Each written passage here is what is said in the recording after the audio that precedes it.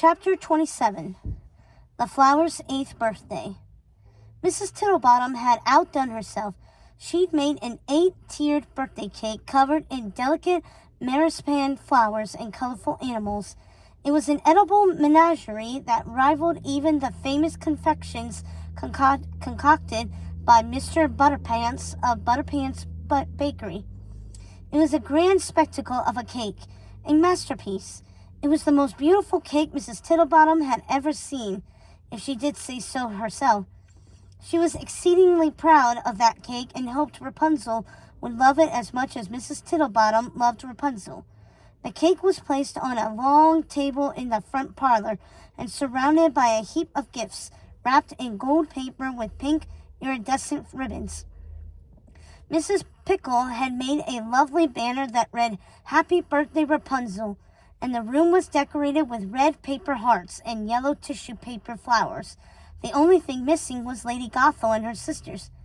"By Hades, these mad women are vexing me to utter distraction." Mrs. Tittlebottom had half a mind to pound on the cellar door and command the witches to come out at once. In all the years she'd lived in that house, she had never gone down to the cellar. Even in the first months after Gothel's return, when she'd started to sequester herself away, leaving poor Mrs. Tittlebottom to care for the baby Rapunzel alone, she never even knocked at the door. She just let her mistress be, so she wasn't about to knock on the door now, even though she was annoyed they hadn't come up so they could start the celebration. "Mrs. Tittlebottom!" It was Mrs. Pickle. She was in a panic. Her face was red and she was wringing her apron. "What is it that has you strangling your apron, girl?" Mrs. Tittlebottom said. And for a moment, Mrs. Pickle forgot all about Rapunzel. "Mrs. T, what's happened to you?" "What in fairy wings are you talking about, girl?" asked Mrs. Tittlebottom, becoming annoyed.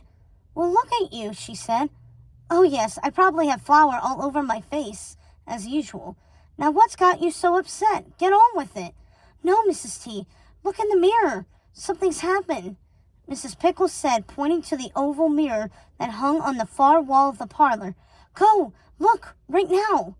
"Good grief," said Mrs. Tittlebottom as she made her way to the mirror. I will if only you'll stop this carrying on." But her tone changed when she saw her reflection. Oh my, she couldn't believe her eyes. She was young. It had been so long since she had seen that version of her face she almost didn't recognize it. She just stood there, staring at herself in disbelief. "Oh, Mrs. Tittlebottom, the reason I came to find you—" "Yes, child, what is it?" she asked, still looking at herself. "I can't find Rapunzel. She's not in her room, and she's not outside." "What? Are you sure?" Mrs. Tittlebottom asked, whipping her head around to look at Mrs. Pickle. "Yes, I've looked all over." "Rapunzel?" called Mrs. Tittlebottom. "Where are you, girl? She's nowhere to be found. You don't think she's downstairs with the mistresses, do you?" "Oh, I hope not," said Mrs. Tittlebottom, rushing to the cellar door. She flung open the door in a panic. "Rapunzel?" The girl didn't answer. Neither did the witches. All she heard were the soft, monotone sounds of the witches reciting some sort of song or poem. Mrs. Tittlebottom couldn't make out the words, but she could hear their voices growing louder each time they recited the poem again. She called down to the witches. "Ladies, I'm sorry to interrupt, but I can't find Rapunzel." Still no answer from the witches. It was eerie, like she was in a dream, calling out for help, but no one could hear her.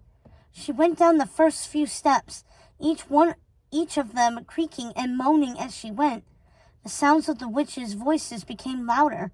It was a dank, musty place. "It smells of evil down here."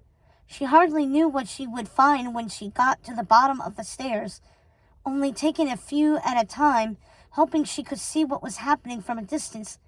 "Mrs. Tittlebottom, don't go down there alone," she started at Mrs. Pickle's voice.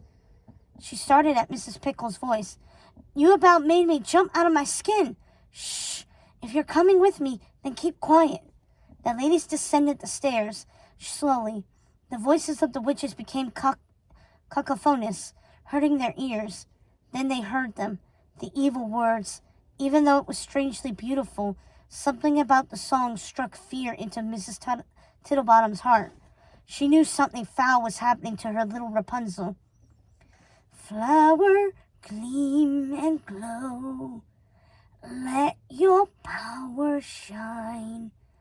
Make the clock reverse, bring back what once was mine. Heal what has been hurt, change the fate's design. Save what has been lost, bring back what once was mine. What once was mine. Mrs. Tittlebottom rushed down the stairs. She couldn't have imagined a more horrific scene. The 4 witches were in a semicircle, their bloodied hands linked and dripping on Rapunzel's sleeping body.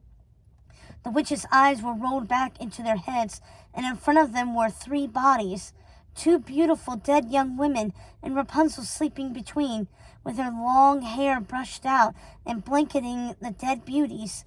Her hair glowed as the witches sang their song, which seemed to be penetrating the dead and lovely creatures. Flower, gleam and glow, let your power shine. Make the clock reverse, bring back what once was mine. Heal what has been hurt, change the fate's design. Save what has been lost, bring back what once was mine. What once was mine.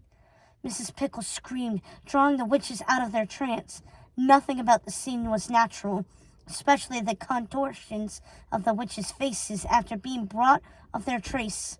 They were stupefied, and their bodies were twisting in ways that didn't seem possible, in ways that brought terror to Mrs. Tittlebottom. It was as if something within them were breaking, snapping, causing the witches to cry out in pain. Their peals of horrific screams were like the things of nightmares, but nothing was more unimaginable than the image of poor Rapunzel lying there among those dead things as if dead herself. Gothel's mouth bubbled with black goop as she struggled to spit out her words. Look what you have done, you fool! You've ruined it! What have you done to Rapunzel? Screamed Mrs. Tittlebottom. Lucinda waved her hand at Mrs. Tittlebottom, causing her to fly backward and smash into a shelf covered in books and glass bottles, which tumbled down on the poor unconscious woman. Gothel waved her hand away. No, Lucinda, no! Don't hurt her. Lucinda gave Gothel a queer look. Why not, sister? She ruined our spell. She deserves to die. I want her to live. I need her, she said, looking at Mrs. Tittlebottom's young face, no longer marred by deep lines. And what about this one? Asked Lucinda, pointing to Mrs. Pickle, who was huddled in the corner crying. Oh, you could kill her, said Gothel. She is nothing to me. Very good, said Lucinda, laughing. Sisters, you heard Gothel.